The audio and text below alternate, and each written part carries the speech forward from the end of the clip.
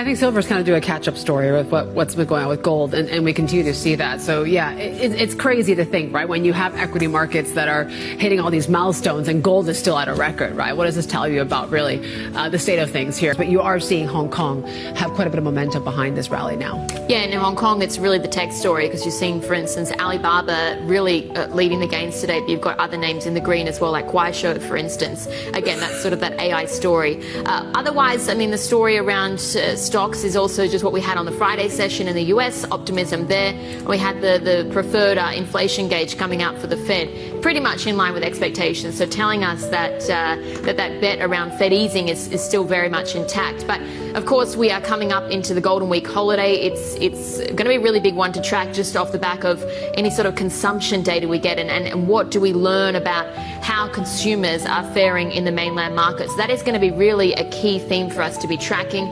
It also comes, of course, you've got millions of people set to be traveling. You've got shops dining during the period. Of course, this whole thing kicks off on Wednesday of this week, but perceptions are really starting to shift when it comes to brand China. So let's get more of that China correspondent, Min Min Lo, here to explain exactly what we mean by that.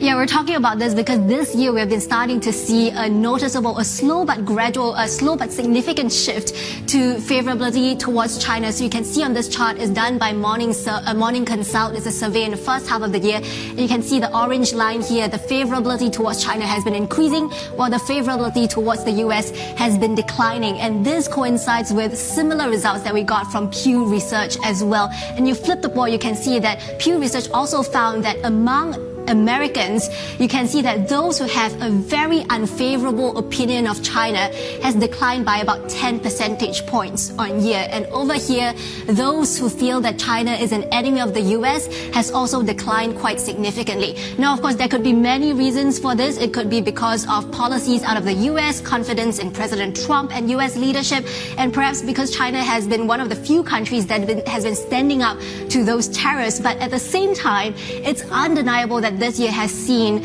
a huge, influx of Chinese brands that really made waves globally. You think about Pop Mart, those designer toys, and you can see artificial intelligence, electric vehicles, Lao Pu Go, one of the homegrown luxury brands that really has been gaining traction this year, and Sea Beauty. Take a look at that picture there. There are many of these brands that use the Chinese motifs that are really part of the packaging. And gone are the days when Chinese brands used to want to try to remain incognito. Now, many brands are really proudly declaring their Chinese roots. And the question now is whether or not Chinese soft power has the breadth and the depth of brands in Korea and Japan, for example, because you think of those two countries and you think about, Japanese sushi, you think about anime and manga, K-pop and, K-dramas. They've been getting widespread reception globally. But if you look at Nerja, for example, it's been doing really well domestically, but then overseas really makes reception.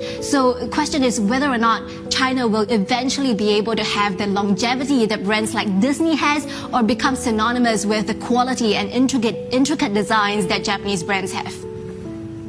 All right, very interesting, Min. Thank you, Min Lo, there, our China correspondent, on really what this whole soft power story is. It's not just about Lububus, as you say, right? It's also when it comes to Shein fashion brands. It's about TikTok, for example, gaming, which certainly has been making waves overseas as well.